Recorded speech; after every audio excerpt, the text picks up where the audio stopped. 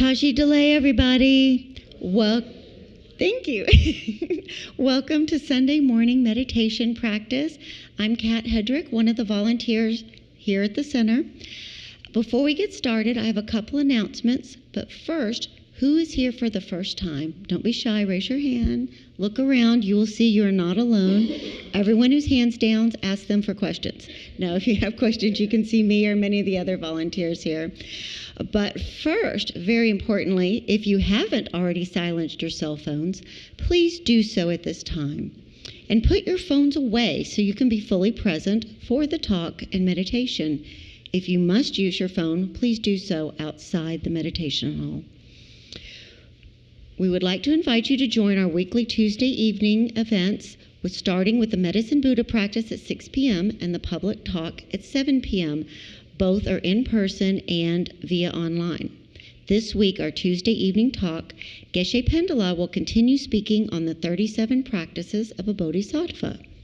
Wednesday evenings at 7 p.m., the Drepung Loseling monks conduct evening prayers for His Holiness the Dalai Lama's long life, as well as for other teachers.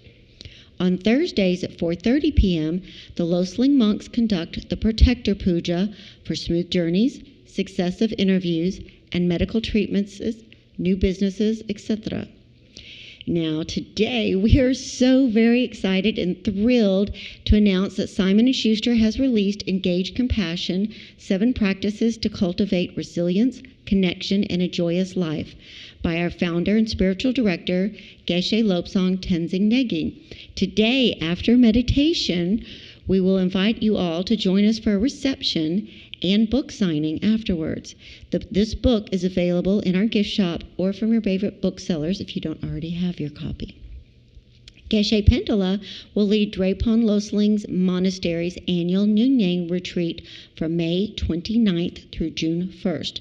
Nyingye is a powerful practice for purification and the accumulation of positive energy, based on Avalokiteshvara, the Buddha of compassion. This is open only to those who have received the 1,000-arm Avalokiteshvara empowerment or any highest yogic tantra empowerment. As a part of Sakadawa, Geshe will also give one-day Manayana precepts that entails maintaining 8 vows beginning from 5 a.m. until sunrise the next morning on Sunday, May 31st. This event is open to any who have taken refuge and will last approximately 1 hour. You do not need to attend the Nyingye retreat to participate in this part of the program. As a reminder, please do not park on the grass along the driveway or behind this building. If the lot is full, overflow parking can be found via Skyline Drive at the John Lewis Elementary School outside of school operating hours. Only access the school parking via Skyline Drive and walk through to our site. Information on all these events can be found in the lobby and on our website at drepung.org. If anyone is interested in volunteering opportunities to get more involved in supporting our center and programs, please see me or our volunteer coordinator, Michael DeFell. If you are interested in becoming a member to support our ongoing programs and to take advantages of benefits like discounts on courses and retreats, applications are available in the library, and you can also register online. There is a donation box near the entrance of this room. Your generous support helps us to continue to offer programs and services like this to the Atlantic community and to those around the world through our online platforms. Now, as is our custom, please stand, as we'd like to invite our founder and spiritual director, Geshe Lobsang to come in for today's practice.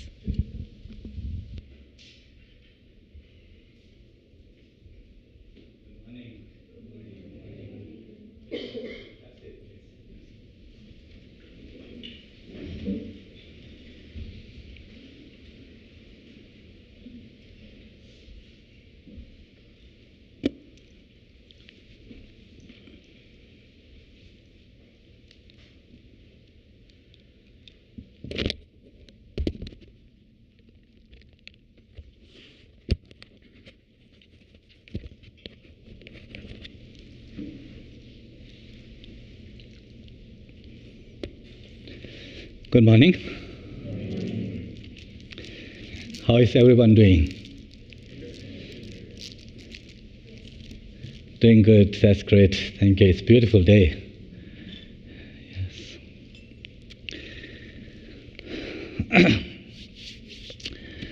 Thank you for being here this morning. On Sunday mornings, on the first Sunday, we usually do the basics of meditation here, just how to get started with meditation.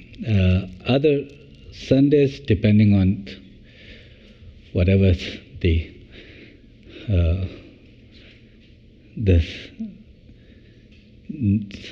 field needed that day, we do one of those meditations. So let me hear a few. What is meditation for you? Why you need to do meditation? What is meditation for you? Just let's hear a few of what's in your mind, and then we can do this. Yes, please. Peace of mind. Peace of mind. Yeah, we can never go wrong on that. We need peace of mind. That's very true. Yes, please. To me is to be. So I meditate to make my mind up my mind to be still, and whatever I want to be, I talk about that all the time. So I am healthy. So it helps me, manifest also. Just be in general. Wonderful. Just be. Yeah, being. That's wonderful. Yeah, that have the, not trying to be something. Just be. That's wonderful. Thank you. Clarity and to be present. Clarity and being present, did you? In the moment. Being present in the moment. That's also very true. Wisdom, compassion, and love. Great. Yes, ma'am. Yeah. Connected with something bigger and be the part of that, being part of that. Yeah, that's really wonderful. Connected with something bigger. That resonates with me too. Yes. Yes. For me, it's the increase of internal resources that increase my feeling of well-being and for those around me. Great. Yeah. The having access or increase access to our inner resources that brings well-being in our lives and around us. Yeah, we are social beings. That's very true. Yes? To love more. To love more. To have that become a more automatic reaction than it is for me. To love more. Instead of trying to love, but be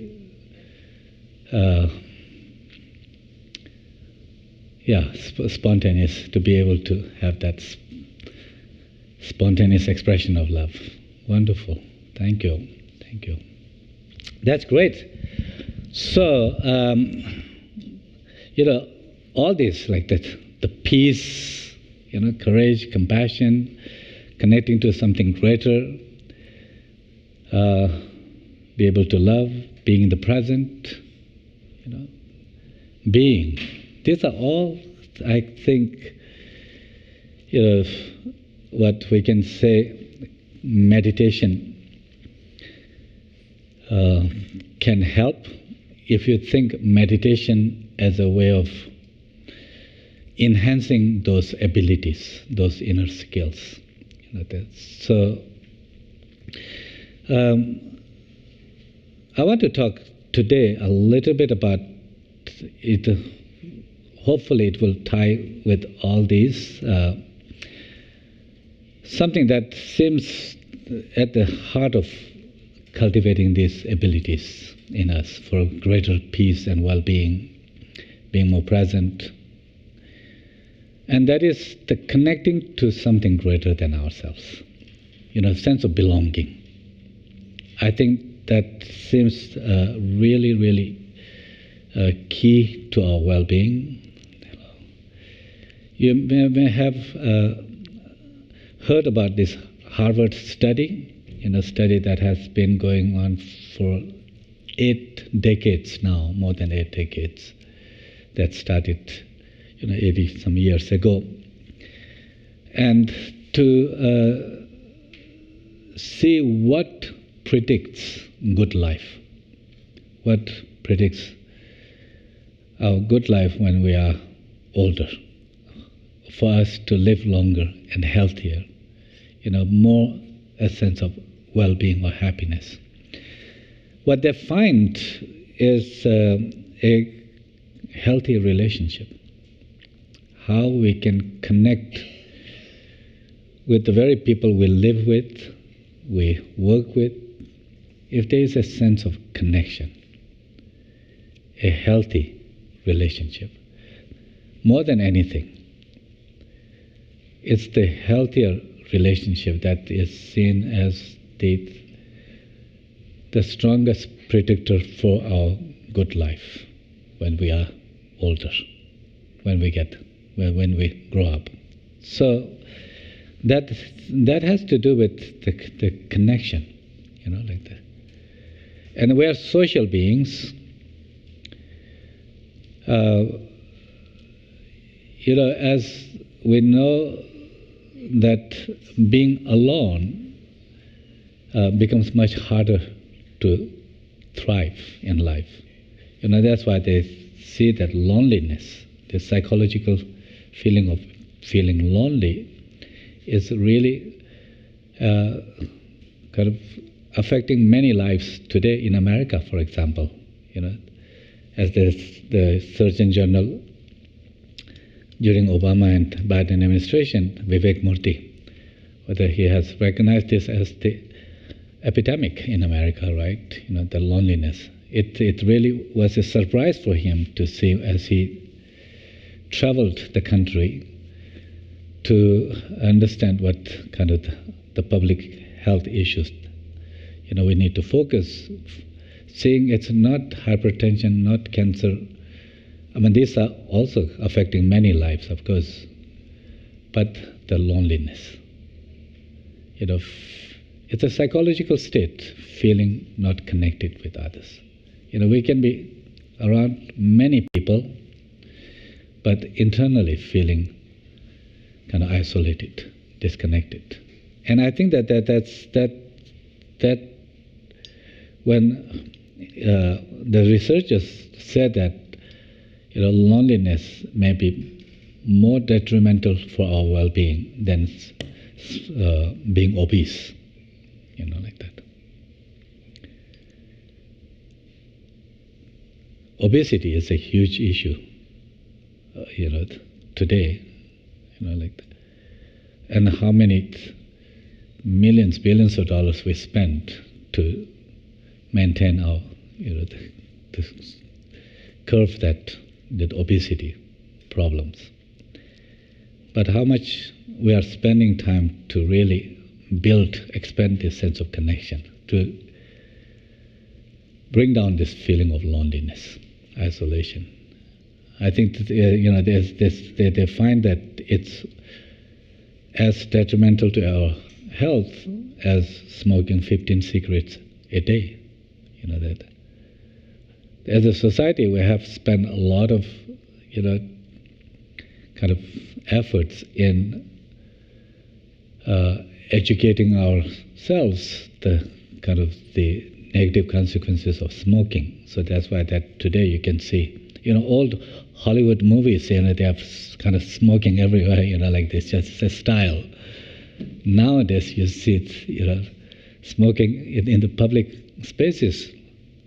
Even we don't do that. Even at the airport, there's a designated small area for those who smoke.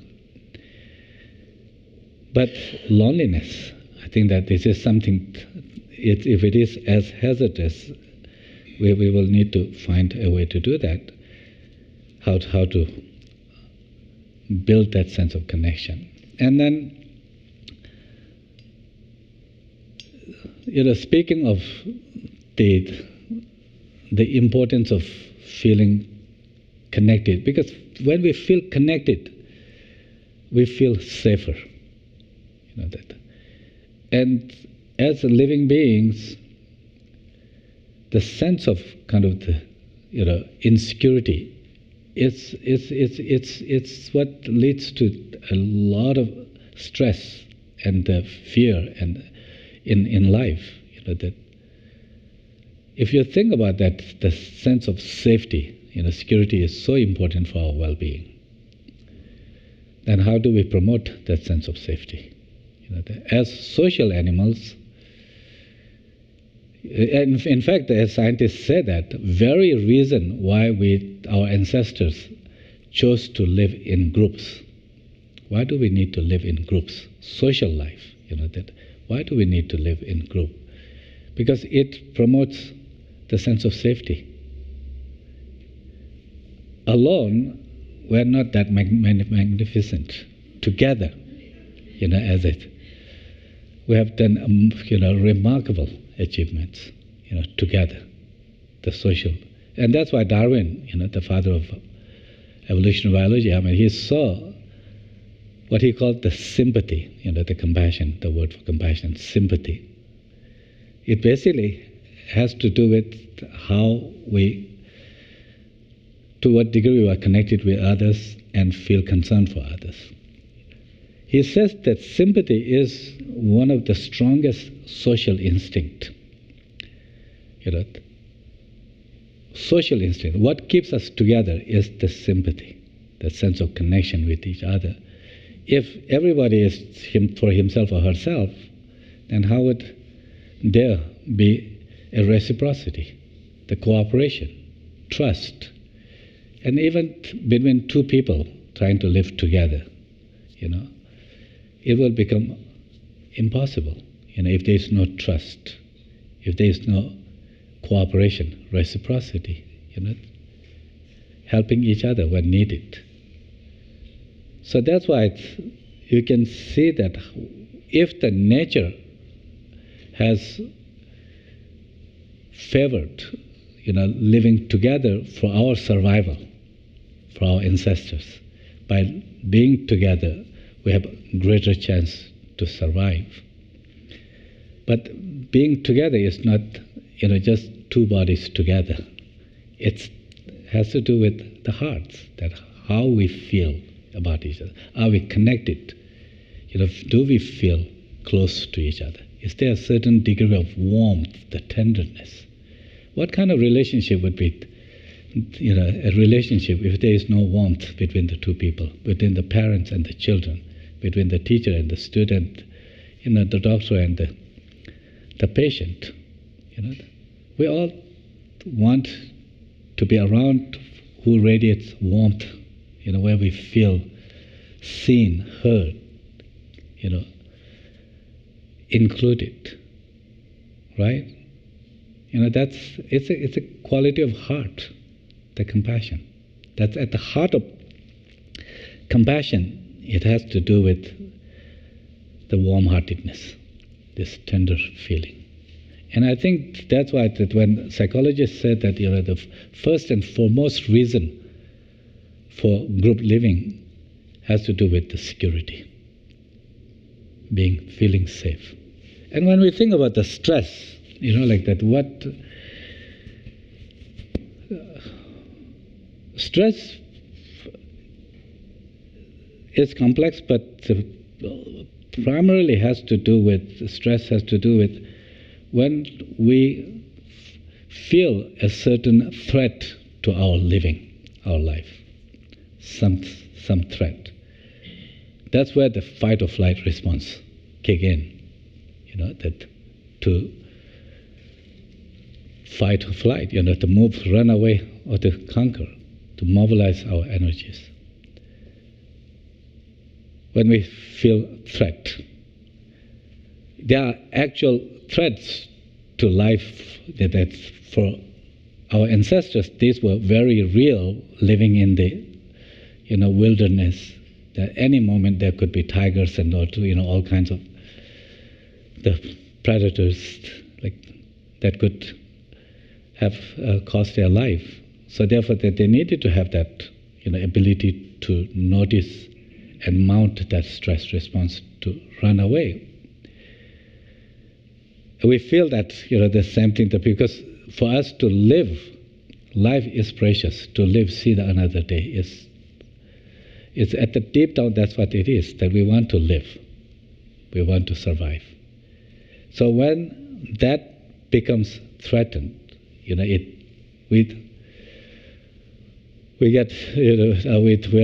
nature has endowed us to respond with the stress. And there is it's not just biological changes that's happening, but it's associated with the feelings of the worry, fear, and so forth, which worked well for our ancestors way back. Today, it's not that helpful. That it's still important, but today we have more of these perceived dangers. We kind of have made those sources of threat our own colleagues, competitors, the people around at the workplace, and other people who may not quite, like us, or feel that they don't like us. Maybe that they are competing, with us for the same resources, promotions, and so forth and so on. Then they become threat, and our brain, emotional brain, is going to, relate to them as a threat to our life, and therefore that constant stress that's going to go out. So you can see that how, a deeper degree of this safety is so important for us to navigate our lives from various kind of uncertainties, ups and downs. The more unsafe we feel, more on the edge we're going to be, more reactive, more anxious, like that. That's how we are going to be. So that's why that, when you think about that, a lot of the studies that show how, if we are exposed to those adversities early in our childhood, when we really needed someone to protect us, our parents or other caregivers, grandparents or others, if the very people who were those attachment figures, meaning that those who needed to bond, who could give us a sense of that safety, we can trust that they will be there for us. If they were not able to do that, not necessarily, just they didn't care about, by struggling with their own lives, if they were unable to attend to your needs in some cases, that going through their own struggles in life, worse if the children, that sense of safety was violated by certain abuses and like that, whether it's physical abuse, sexual abuse, or otherwise, emotional abuse. You can see that how a child, going through that adversity in early life, is exposed to all kinds of problems later on. Even the brain, it kind of affects their brain development. That how they come to relate to others in their adulthood. That becomes a template, the early childhood, when the people that supposed to be there for us and they're not there, or even, in some cases, if we were treated adversely. And that template is what we bring in our adult life also, whether it's our boss or our partner or these people who need to build that bonding, that trust. It becomes difficult, like that. So that's why I think,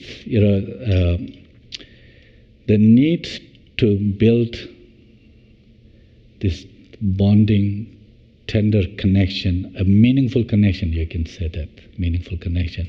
It seems so important. So many studies showing that social connectivity is really the key to our well-being, social connectivity. That. So this is one thing that I think we can talk about how important it is, but how can we build? How can we expand and deepen this sense of connection? It's scientific studies can show you one thing. People who do feel, through the questionnaire, you can show that indicate a greater sense of safety.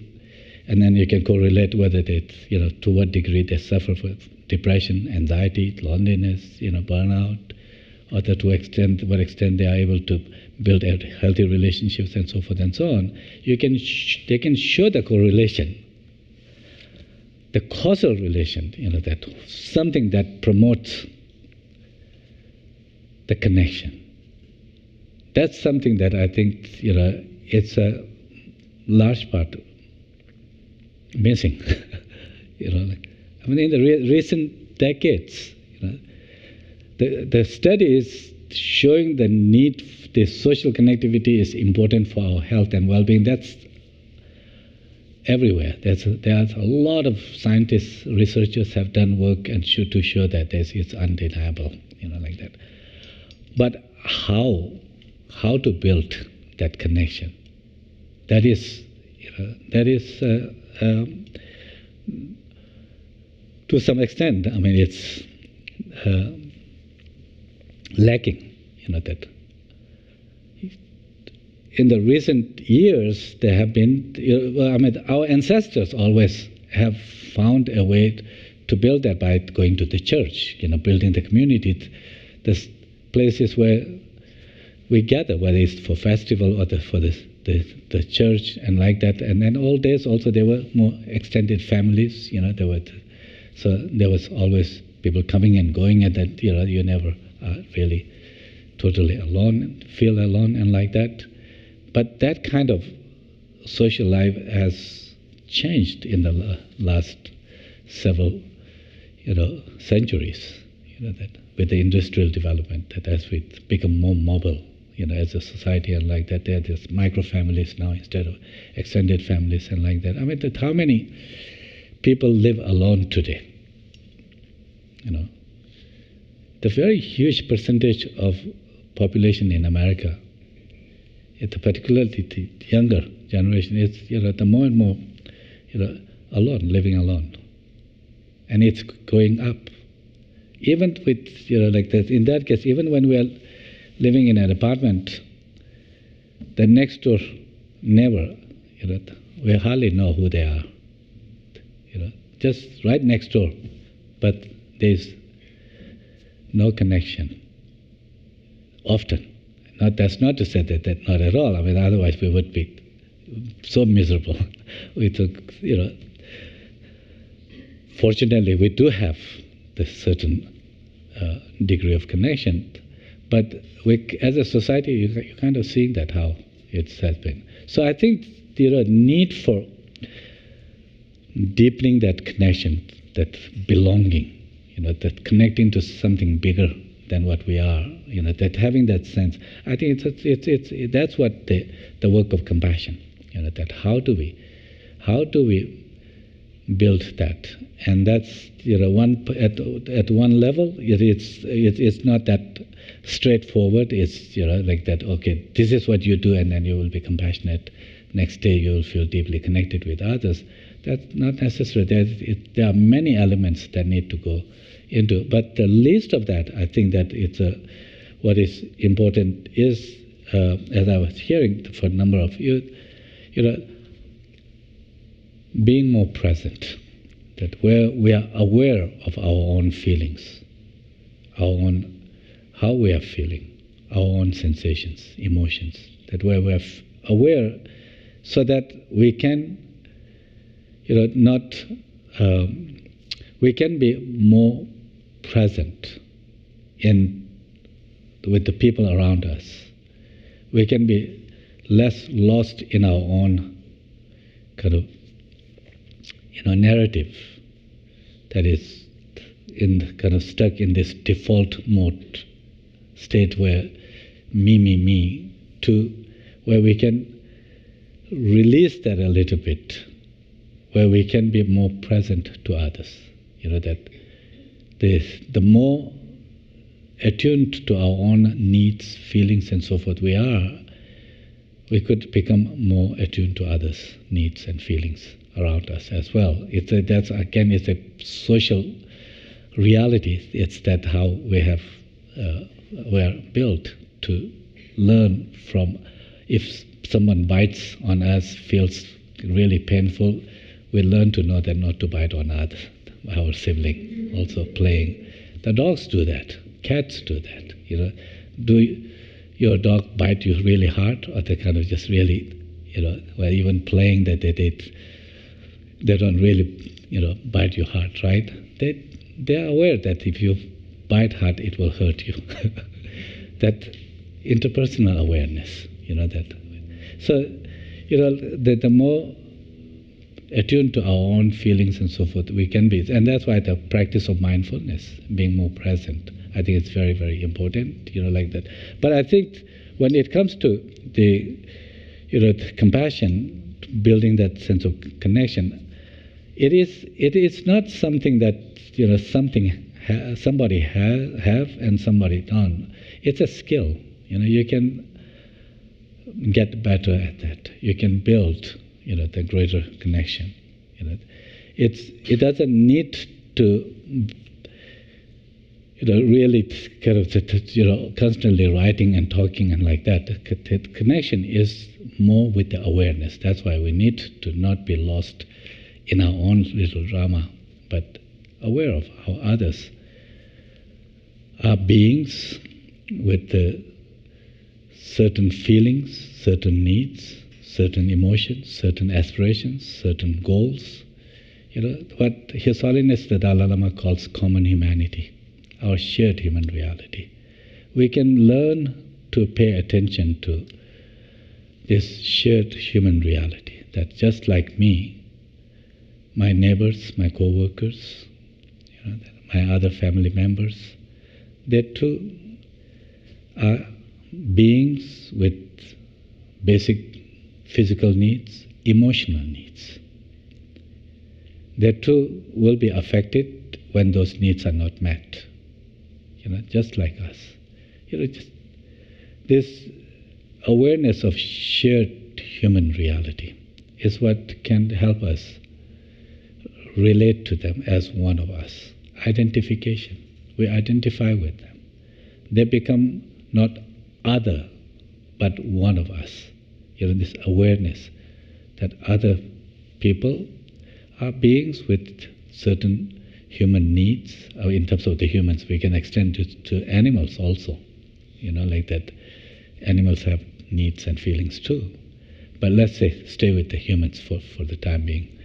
The other human beings are human beings with, similar needs and feelings, social needs, social feelings, like that. And I think that this awareness is what can make that us versus others, like unrelated, kind of go away.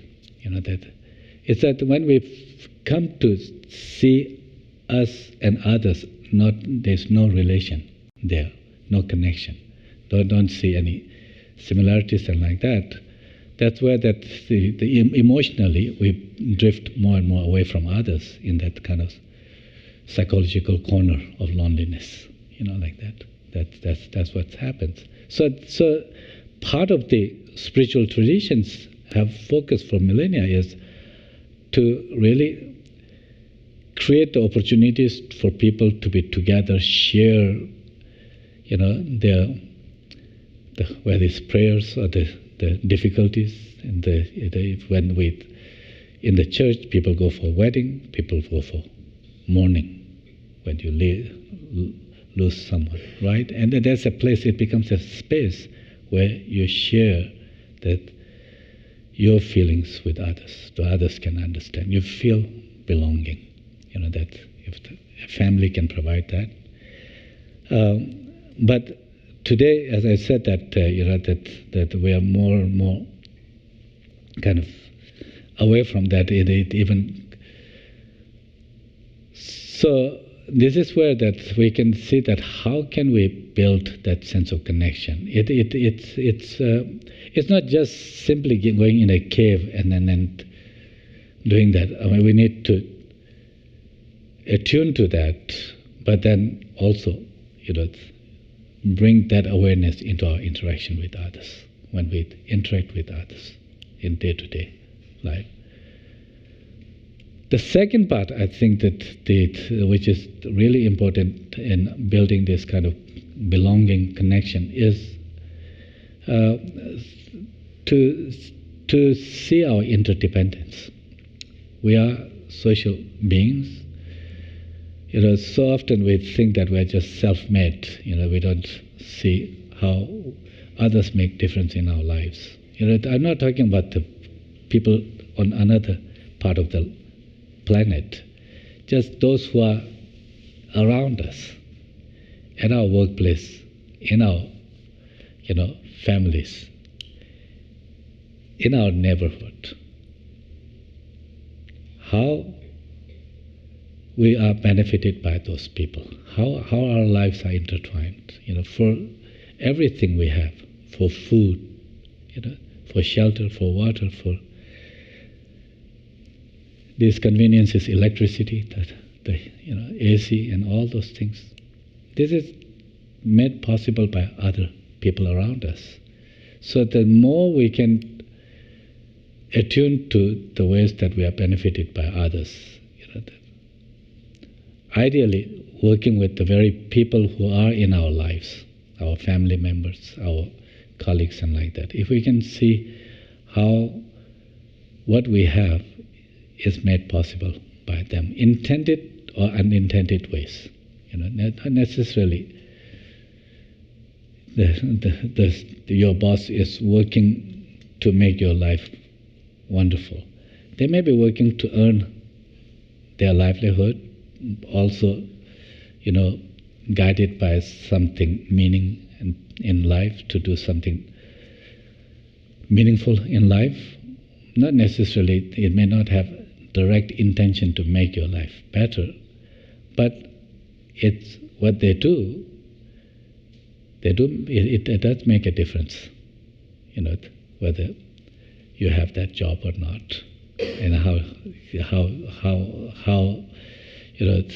well you feel doing what you do. A leader can make a huge difference. Then we can make a huge difference to our colleagues, another person, how we treat, how we, respond to their needs and so forth. So you can see that this awareness of our interdependence, seeing how others make difference in our life. Even for having the clean water. Nowadays, clean water is so many of us have to have in the bottled water and like that. But in the kitchen, to have clean water to come. It's not just this water is just running, clean water running through our tap. There are many people behind it who are making possible that clean water is there. Remember several years ago that in Michigan somewhere there was a lead that the pipes that was causing a lot of pollution in the water and affecting the health of so many people. How often do we think about that? Until we see the direct impact of not having clean water on our health. Every day we have water, running clean water, but that's maintained by many, many people around. And I think that the more we can see how so many others are making difference in our lives, that's where the gratitude comes. The gratitude. And gratitude has this quality of warm feeling. That when someone, if you are going through some struggle, if somebody just asks, how you're feeling, that if they just, even though they can't give you something to relieve that pain or like that, just being there with you, how comforting it is, how it changes your feeling for them. That's gratitude, so I like that.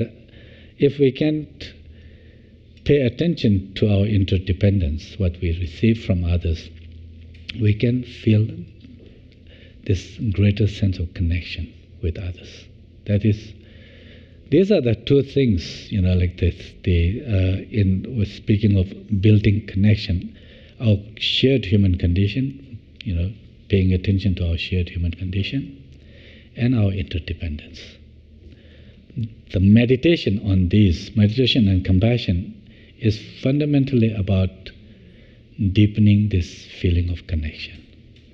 And it's about, after developing some ability to, some tools to regulate our emotions, our behavior, then it's about paying more and more attention, attuning to our this shared human reality and interdependence that comes from that, to promote that tenderness. It's not like that we don't need to feel consciously, oh, now I feel so close to Justin, like that. But just to the extent that I can see the connection, that feeling of closeness is there, it unfolds. And that changes the way that how I feel about myself. My own sense of safety changes. And that in life's kind of so unpredictable situations, ups and downs and like that, if we come from a little bit of that sense of safety, we will be able to maintain a greater degree of well-being, less stress. Even physically, it will impact us less, that loneliness, that we will have the greater degree of well-being, less stress, greater well-being, greater ability to relate to others. One of the things that important part when we think about the compassion, sometimes we could feel like, in building this is something you need to retreat somewhere and then you work on this and like that, which is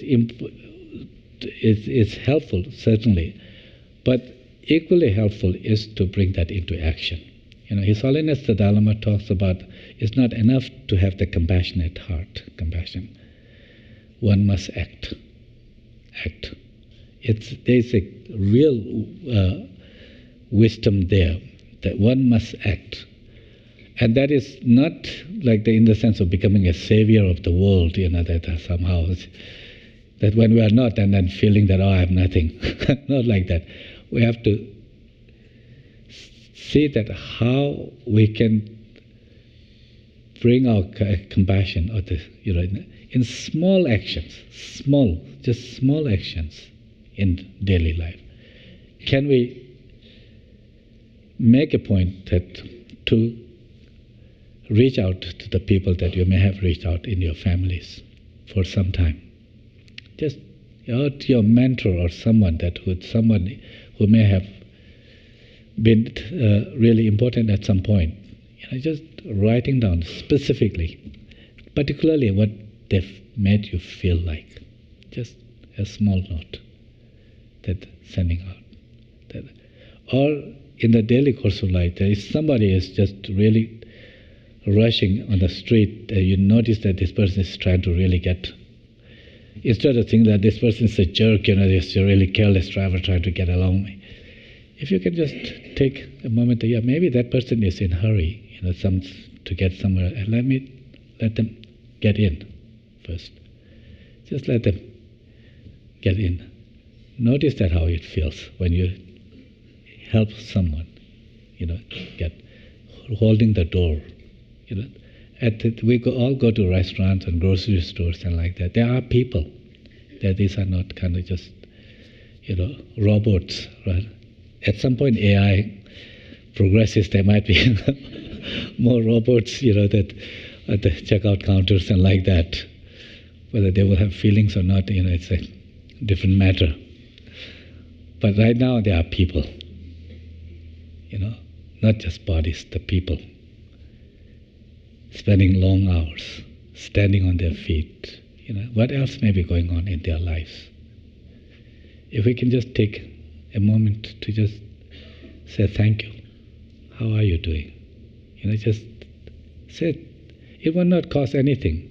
Just while you are standing, they are running your items through the scanners, just striking a brief connection there. It can make a difference in them. The other ways, that if you are we are in the position to make a small contribution to some cause that really speaks to you, whether it's, for the education, whether it is for, promoting democracy, whether it is to, helping animals, for environment, whatever it is. It's actually that people do find that when you volunteer, like the people when doing, in the beginning it may not be just really something that feels good, if somebody has said, okay, let's go to the, what is that, the processing food here, open hands, in Atlanta? Huh? Hands-on. Yeah, where you process food, kind of the separate. Sometimes our center at the Emory Compassion Center, as a group, we do that, to go there.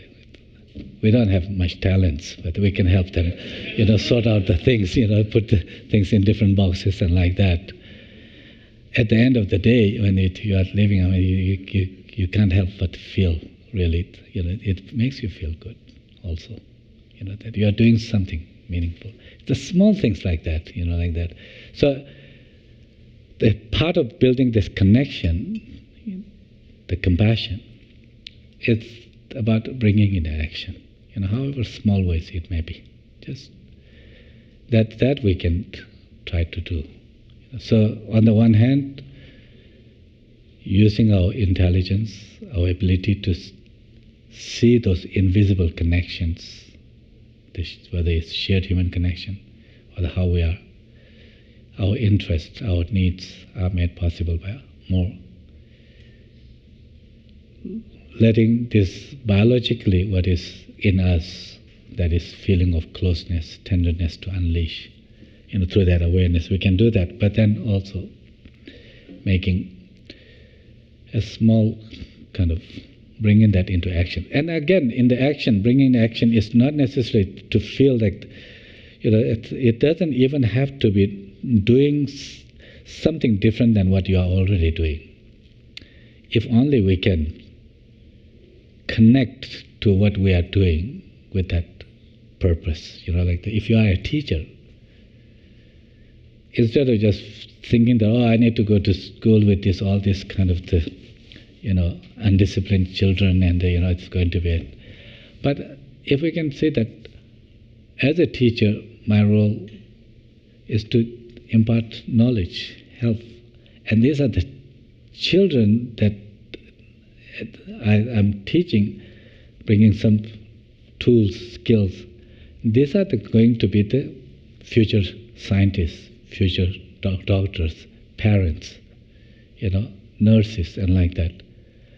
If you see that what you are doing is a really contribution to the children and through the children to the society.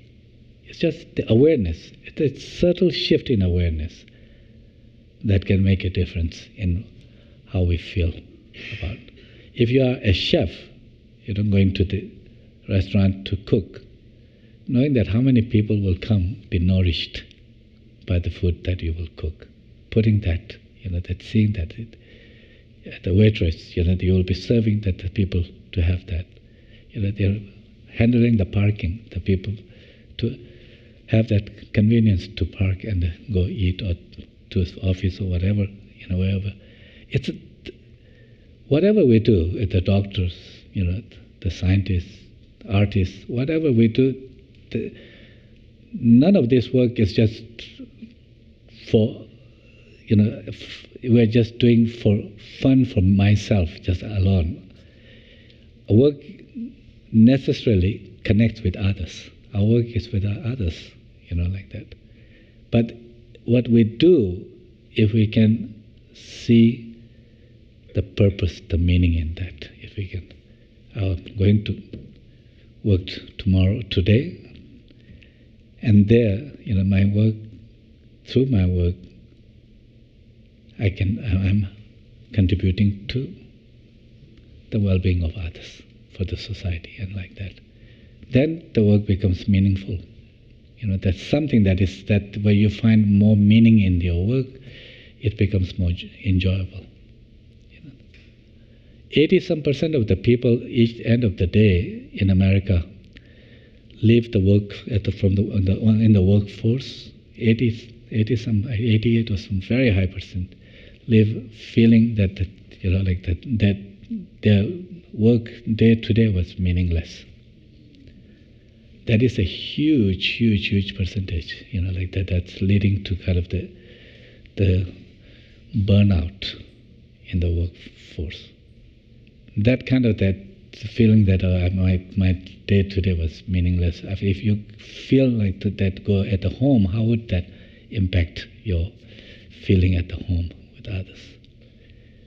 Whatever we do, if we can, you don't need to go out of your way to do something else. But yes, small things that we can, it would not cost anything, effort, energy, or the money. We can do that, small things. But then what you are doing, spending like 7-8 hours a day, if we can find that as a medium for contributing to the well-being of others, that itself will infuse with the sense of tenderness, connection, and so that's what I have to say. We can do a brief meditation about this connection that and in here, what I like to do is that this practice of interdependence. I found myself, and in the teachings also, but recently someone really mentioned, I was giving a workshop in Delhi, they mentioned that of all the practices, that gratitude, this is so easy, and you can feel the difference right away. So I hope that this will be like for you. We will do a brief practice, see if this speaks to you, you resonate with that. If it does, then find ways to journal it. Perhaps at the end of each day, just take 4 or 5 people who you're grateful for, 4 or 5 things. Or it take more time as needed. But if it resonates, I hope that you can practice it in more often. So let's take a moment to, if we do this kind of attuning to our interdependence as a way to unleash this feeling of connection, this warm-hearted connection, that is the feeling of gratitude. Please take a moment to adjust your posture, just bringing the body in a comfortable posture. Feel free to stretch if you feel any tightness in your shoulders or the chest, and feel free to stretch to see if that helps soften some of those tightness. And then, if it is not uncomfortable, let's place the body in a position that can support our clarity and the stability of the mind, that can keep us awake and alert, yet have our mind be more present, more settled here. For that, we bring our back in the upright position, and our body that is nicely settled on our cushion in our chair, with feet firmly placed on the floor. Just bring attention to this posture, upright posture of your back. The body that is nicely supported by the cushion, the chair, the floor. See if that leads to a subtle shift inside, whereby we feel a bit boost of energy that makes us a little bit more awake and alert. At the same time, helps us feel grounded, brings this inner sense of settledness.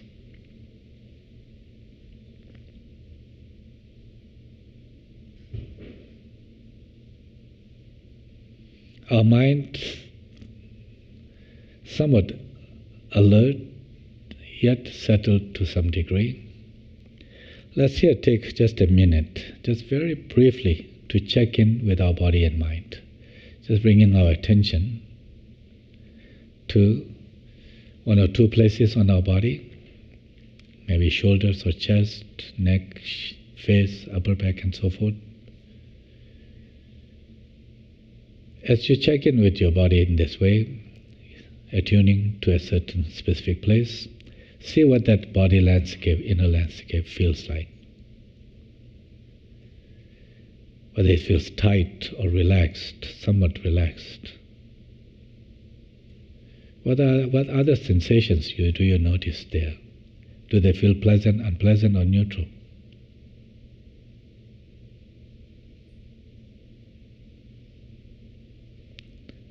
Beyond these physical sensations, just as we check in with our other experiences, our mind, if you will, the feelings,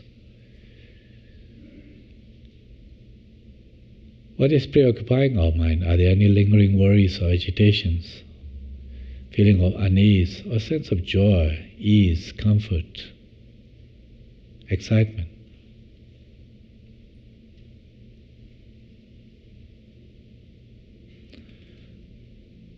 Of perhaps feeling a little bit of a tiredness, fatigue, feeling down.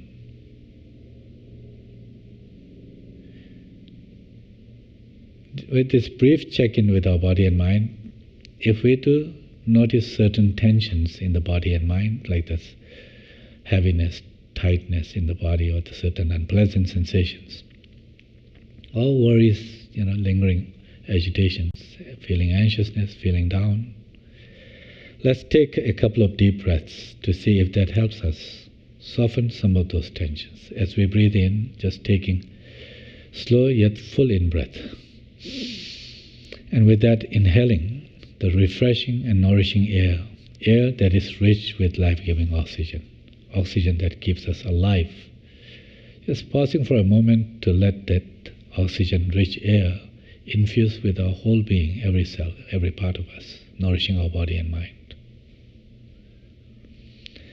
And as we exhale with full exhalation,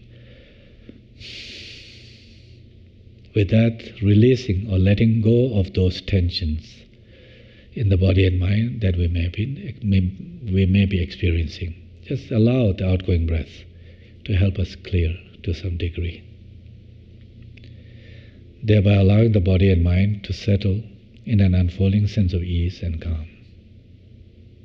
If that happens, just rest your awareness with that sense of ease. Otherwise, take one or two more of such deep in-breath of nourishing air, with the outgoing breath releasing those tensions.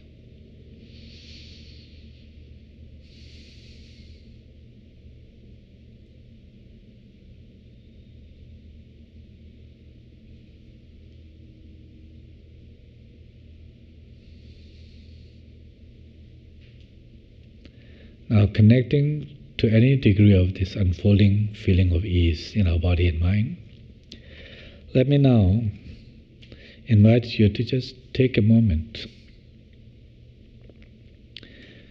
to bring to mind someone who may have been really an important person in your life, whose kindness that you have benefited. Someone whose warmth that in your life that you have felt, that has comforted you. Someone who has provided the needs, whether emotional needs, physical needs.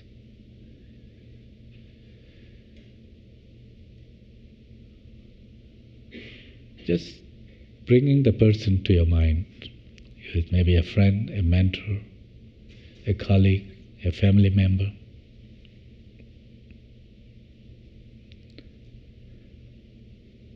Take a few moments to just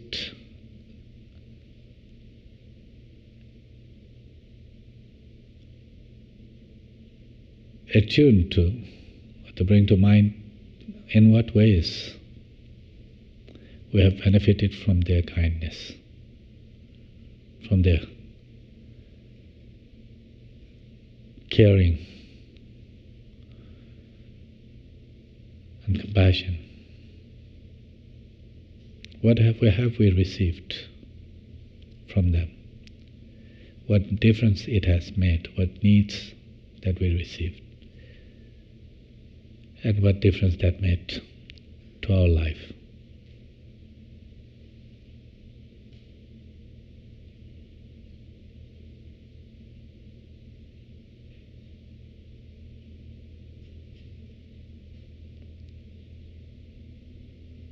As we make visible the ways that they provided our needs, the way we have benefited from them, notice if there's any subtle shift in our feeling towards them. Is there a certain degree of tenderness, warmth, sense of closeness that becomes visible, that we feel?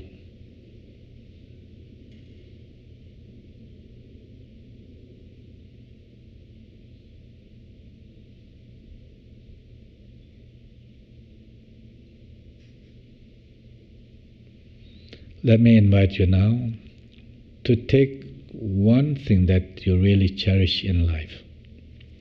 Perhaps your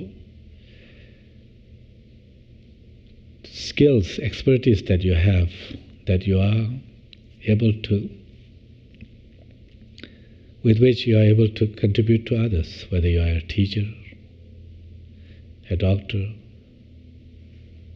a nurse, an artist, whatever, social worker, whatever skills that you have, that the important part with which you contribute to others. What it means to have that expertise, not just to earn the living that is important, to provide to the family, if you have family, but also how that gives a meaning to us, to making a difference in someone's life, to provide something to those who provide our services. And take just a couple of minutes to see who comes to mind, that who has been instrumental in you having these abilities, these skills, this expertise.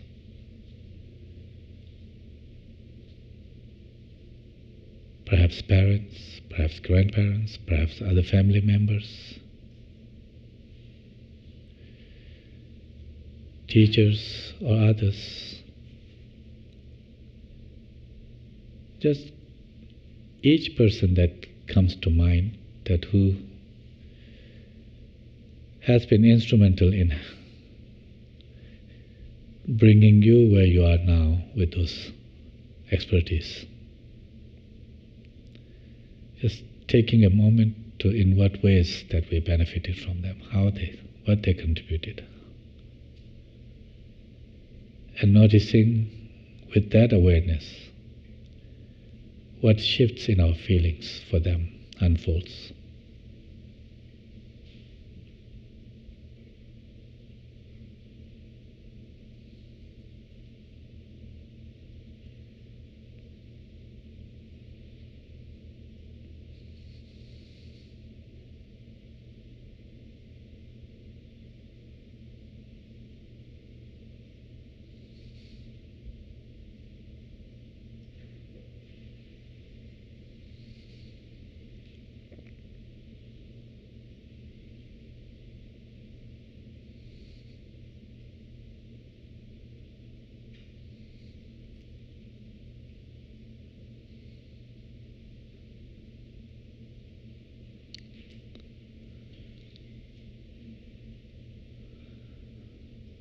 any shift that you notice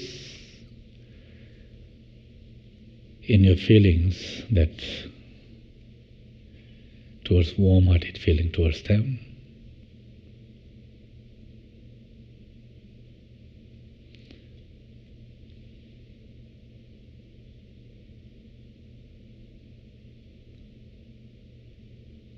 But notice that how such warm-hearted feeling, that sense of connection that we feel, and how helpful it is to have that feeling from others, how helpful this warm feeling that if others feel from us, how important that warm-hearted feeling that we can experience from others and others can experience from us, for our own personal lives, for our relationships, for our society when such feelings are abundant in a society, how that would make a difference.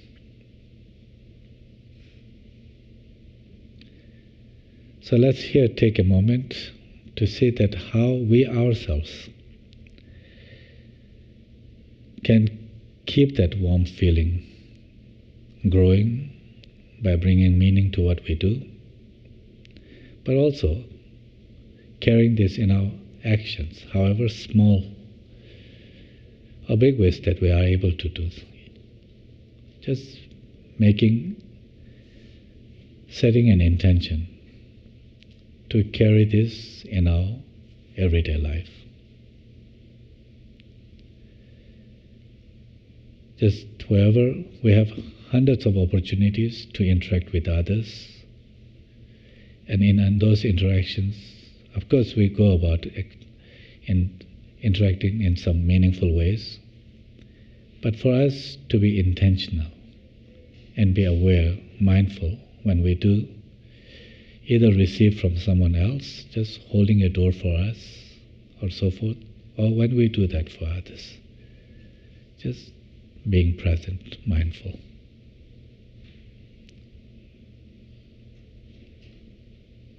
And notice that how, as we go about, what shifts they bring to our own feelings, towards others, towards us.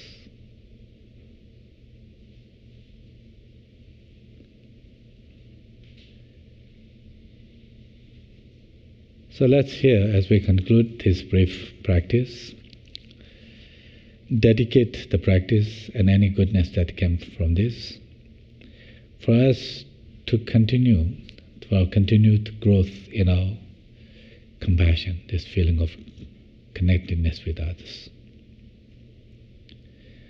Let's dedicate this for greater good, for peace, healing, and harmony for all beings. And let's conclude by setting an intention to bring this in our everyday life, in however small ways we can do. It may be just saying hello to someone, or just being mindful when we are interacting with others, in however small ways we can be able to interact with others in a meaningful way.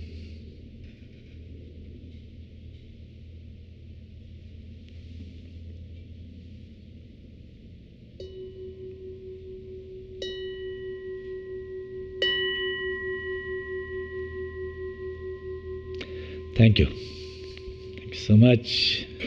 Have a wonderful day.